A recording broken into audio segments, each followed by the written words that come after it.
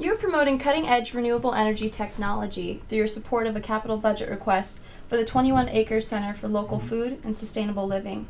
Would you please talk about the kinds of projects the capital budget funds and why you chose to support the 21 Acres request? Sure. The capital budget here in Olympia is designed to be the place where we put funds in order essentially to build things. This is a budget that does not pay for operational expenses, ongoing things, ongoing expenses to maintain buildings, but it is the fund that actually builds things.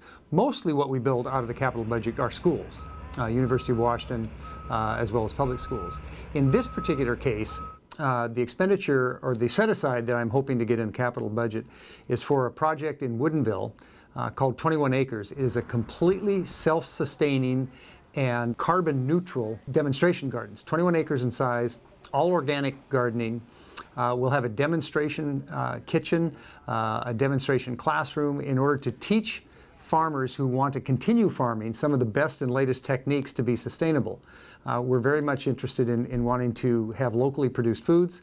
This is a perfect example of a project that will be cutting edge in terms of its carbon footprint, be completely solar powered. All of the water generation will be reclaimed rainwater. It will have zero waste. It just is a tremendous opportunity to teach the greatest and the best and latest techniques in local organic farming. It's also an opportunity to bring young people in schools out here to see the techniques that we're using in hopes that maybe some of those someday may want to take up the notion of farming. So I'm real excited about it, and it's this little 21-acre oasis almost in the middle of downtown Woodinville. It's a marvelous place. You recently passed a bill that helps to sustain Washington's nonprofit community by making it easier for nonprofits to rent their facilities to for-profits.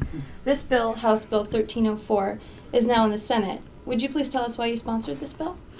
Well, as most of us know, the economic times are very difficult for everybody. Businesses are failing, people are having difficulty keeping their homes. That trickles down to virtually every aspect of our economy, including some of those small community-based art organizations that are so near and dear to our hearts, that really sort of define the fabric of our local communities. In my district, that would include things like the Kirkland Performance Center. It also would include museums and small little theaters scattered throughout the state of Washington, primarily those that are small and in rural communities.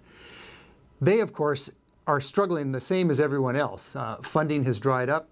People don't have as much discretionary income. They are having a harder time padding their bottom line and staying afloat. The bill is designed to allow them to rent their facilities to for-profit enterprises. If somebody wants to hold a seminar, for example, a financial seminar, which I suspect there'll be plenty of those going on here lately, they can now rent those days out without triggering a property tax assessment that they would otherwise have to pay if they were a for-profit institution. Simply a way of giving them a few more days each year to rent their facility, bring in a little bit of money, and hopefully stay afloat. So I'm hoping we got it through the House last year unanimously, didn't get through the Senate. We hope it will this year.